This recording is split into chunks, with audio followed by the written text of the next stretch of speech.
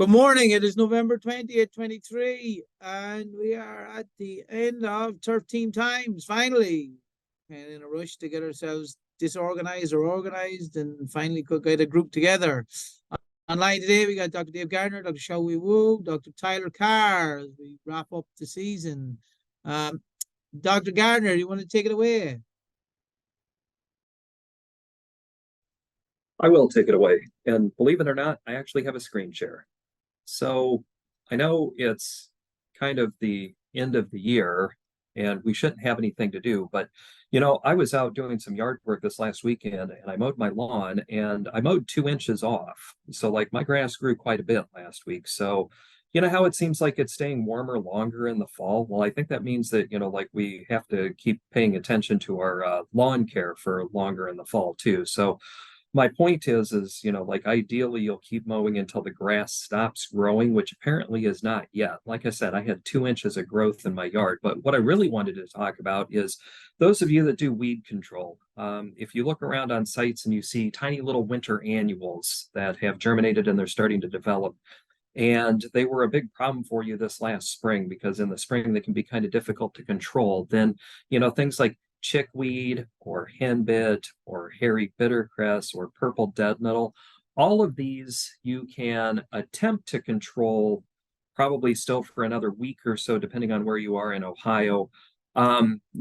This is not something that I would tell a lawn care company, go out and blanket app every single one of your sites. But if you have a particular problem or challenge area where you've had some issues, then these late fall applications can actually be effective, not only for winter annuals, but also for perennials. And so, this is a product that was applied on the 21st of November. Oh, way back. It's been about a decade since I took these pictures. But on December 5th, you see that the herbicide that was applied on November 21st did actually cause the weed to go away, as opposed to the untreated weed, which is on the left-hand side of the screen. And another area where I sprayed in late November on the right is where the herbicide application was made, and on the left you can see where the herbicide application was not made. So this is the following late April, after having made that application the third week of November. In conditions pretty similar to what we're seeing today, so temperatures in the low 50s, for highs. So, you have to make sure that you're using the ester formulation of the herbicide or active ingredients that are known to be better in cooler weather, such as flurazulam, for example, pyrimisulfan. So the new Archon formulation from PBI Gordon is labeled for use on winter annuals. So those types of herbicides can have good activity in cool weather. So I don't want to say that but it's pretty close to too late to do anything with your weed control. But if you had some areas where you're like, wow, I really wish I would have gotten to that, you still can, maybe for a little while longer. By the time you're done mowing the lawn and the grass is no longer growing, that's pretty much your cue that herbicides are probably not going to be effective anymore either. And that's what I have for this week. Thank you, Dave. A couple of things as far as if they are desperately trying to get a last herbicide application, particularly further south, would you be more on the ester or amine formulation for recommendation purposes? It definitely has to be the ester formulation. The amine formulations in temperatures like what we're going to see now are probably going to give you no more than, maybe 20 to 40% control. Ester formulations are going to be far more effective. So yeah, that's critical, is to make sure that there is at least one ester. So in most of our 3 and 4-way mixes, it's not every active ingredient that's formulated as an ester, but make sure that at least one of them is. And then also, like I said, flurazulam is another herbicide that tends to work pretty well in cool weather. That's that defender herbicide. The weed control spectrum is maybe a little bit more narrow. It's a single active ingredient, but it targets dandelion, clover, and then the winter annuals, which, those are kind of the things that most people would be noticing now anyway. So, that right now in early spring would be a good time for that product. Good stuff. All right. Thank you, Dr. Gardner. Dr. Wu. Good morning, everyone. I just have 2 points to share. The first one is that I noticed that some golf courses start to remove trees near greens and fairways That's a very good practice because that reduces the shading area and reduce the time for the frost and snow to melt. And also it can reduce the chance of some disease like the pink snow mold. And another thing is that since this is our last Turf Time talks and we're going to have this year, so the only past problem it might cause your attention is that in the early spring they might have some cream flies around. The native cream flies is not a problem because they feed on the decomposing materials and also thatch. So it's found across Ohio. It's not a concern. The one maybe cause concern is the invasive species such as the European cream flies and match cream flies. They can be found in the counties along Lake Erie in Ohio. That's what I have. Thank you. Thank you, Dr. Wu. Just to follow up on the disease front, reminder, if you make that snow mold application, you better do it after your last mold to try and extend the life of that fungicide. I don't know what way this winter's going to go, but the way it's gone so far, it's been pretty mild.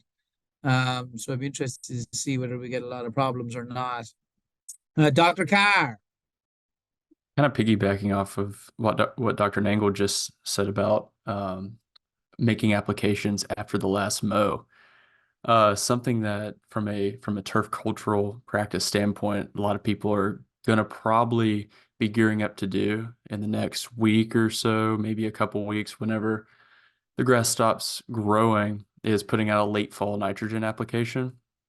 And I'm not from Ohio. When I was in the South, we didn't make late fall nitrogen applications. So this was a new concept to me when I came here. And the more I've looked into it, the more I feel uncomfortable recommending these late fall applications. Now they do have great, fall color, spring color. You get improved spring green up through these late fall applications.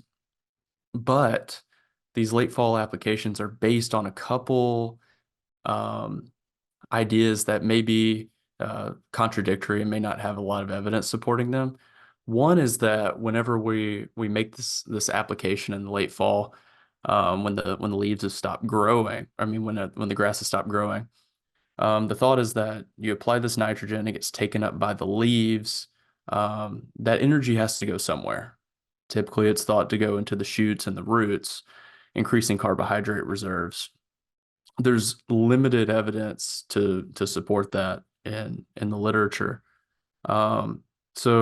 And there's also some evidence to support that claims that nitrogen, when you're applying it late in the season when temperatures aren't really conducive for growth, that not much of it's being taken up by the plant. And so if it's not being taken up by the plant, what's happening to it?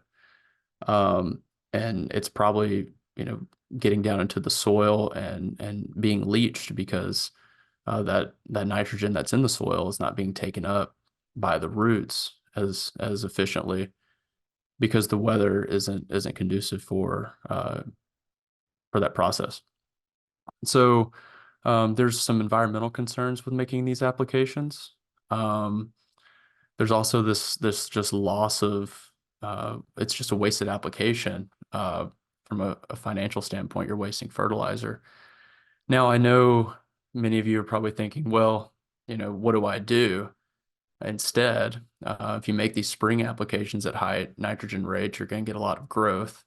And so I'm going to tell you, I don't have a good answer for you, but applying these high rates of nitrogen, 3/4 pound to 1.5 pounds of nitrogen with a quick release source in late November, early December is not really what I recommend. Maybe some small rates of quick release in now if you need some color and a little bit of growth, and then maybe some low rates to start off the year. But I think that's something that we're going to start looking into a little bit more so we can have some better recommendations for you guys. So That's my soapbox, and I'm probably going to get ridiculed for it, but there we go. At least you started it, Dr. Carr, not me. Actually, the smiles were because we were chatting with each other back and forth, and we were like, you know how many OTF members are getting in their car and they're on their way here now to beat on us. But no, seriously, I think that this is an area of research that we could easily revisit, and it would be very interesting to do so.